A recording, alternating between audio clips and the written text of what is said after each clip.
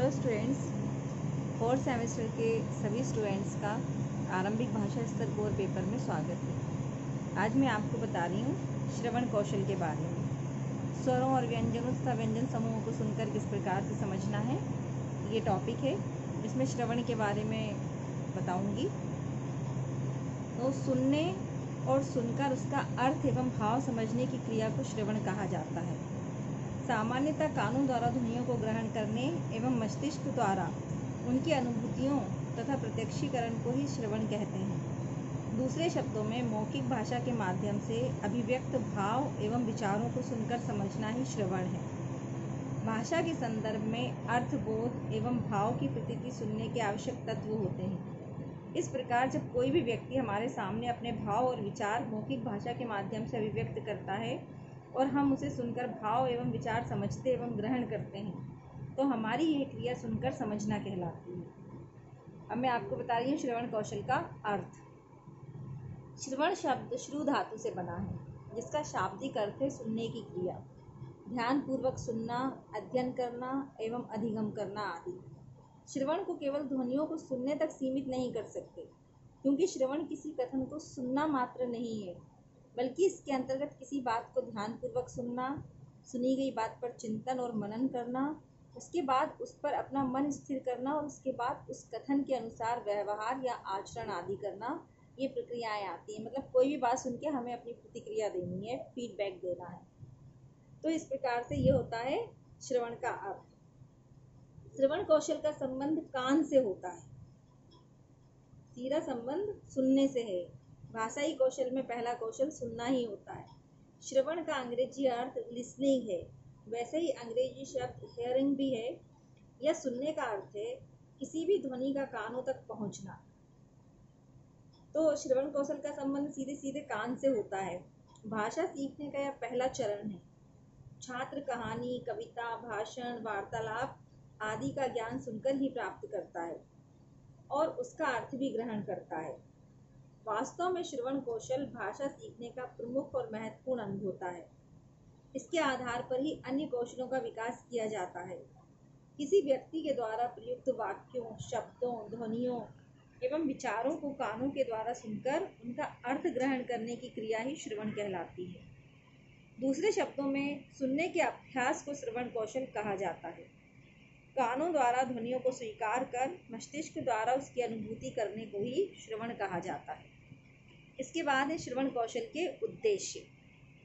तो श्रवण कौशल के उद्देश्य में पहला है छात्रों में श्रवण के प्रति रुचि उत्पन्न करना, जिससे वे दूसरों की बातों को ध्यानपूर्वक सुन सकें। दूसरा है छात्रों में सुनकर अर्थ ग्रहण करने की क्षमता का विकास करना। तीसरा, दूसरों के द्वारा उच्चारित शब्दों को सुनकर शुद्ध उच्चारण करने योग्य बनाना। चौथा है श्रुत सामग्री के महत्वपूर्ण अंशों को पहचानने की योग्यता विकसित करना। पांचवा, श्रुत सामग्री के महत्वपूर्ण, आकर्षक, मर्मस्पर्शी विचारों तथा भावों का चयन करने की योग्यता विकसित करना। छठवां है वक्ता के मनोभावों को समझने योग्य बनाना।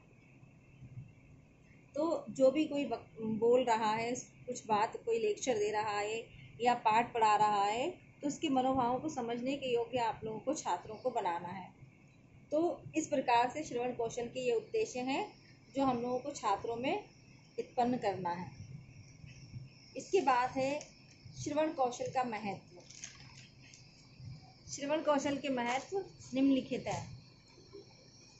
तो सबसे पहला इसमें है बालक के व्यक्तित्व के विकास में श्रवण कौशल का अधिक महत्व होता है।